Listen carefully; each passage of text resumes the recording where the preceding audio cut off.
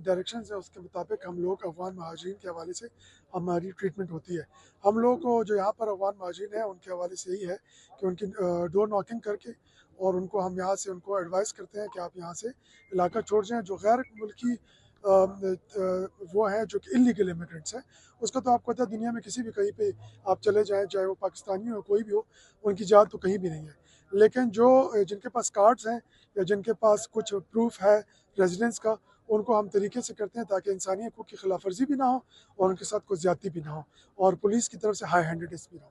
Doctor साहब, सूदखोरों के खिलाफ आपने बेहतरीन एक्शन लिया है। अभी भी गली गली कूचे कूचे जो है प्रॉपर्टी डीलर के नाम पर लोग बैठे हुए हैं, तो क्या एक्शन हो रहा है इस बात? देखिए, इसके अंदर हम एक जो मुश्किल आ रही है इसके बावजूद कि हम लोगों ने जो एक्शन लिया है वो खुद ही लिया है अपनी तरफ से, लेकिन इसके अंदर हमें एक इशू ये आ रहा है कि जो मुद्दई है वो इसमें सामने नहीं आता। तो हमें रियासत की तरफ से यानी स्टेट की तरफ से पुलिस हमारे जो SHO हैं वो अपनी तरफ मुद्दईयत में पर्चे दे रहे हैं। अगर हमें तो वहाँ पे मुद्दई मिल जाए, कंप्लेंट मिल जाए, तो हमें बड़ा ईजी हो जाएगा उनको प्रोसिक्यूट करना। लेकिन चूंकि हम ये खुद कर रहे हैं तो उसमें हमें उस तरह की दिक्कत आ रही है जिस तरह की है। लेकिन हम लोग को इनकरेज कर रहे हैं कि आप लोग इन सूदखोरों के खिलाफ आएँ, क्योंकि सूद जो है ये वैसे भी अल्लाह ताला से जंग के मुतरादिफ है और अल्लाह ताला के अहकामात की सरी खिलाफ वर्जी है।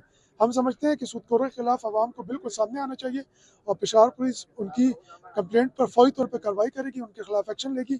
उसके बावजूद मैं खुलेआम यहाँ पर आपको देना चाहता हूँ पैगाम कि हम सूदखोरों के खिलाफ जो एक्शन है उस पर कोई हम कमी नहीं करेंगे इंशाल्लाह।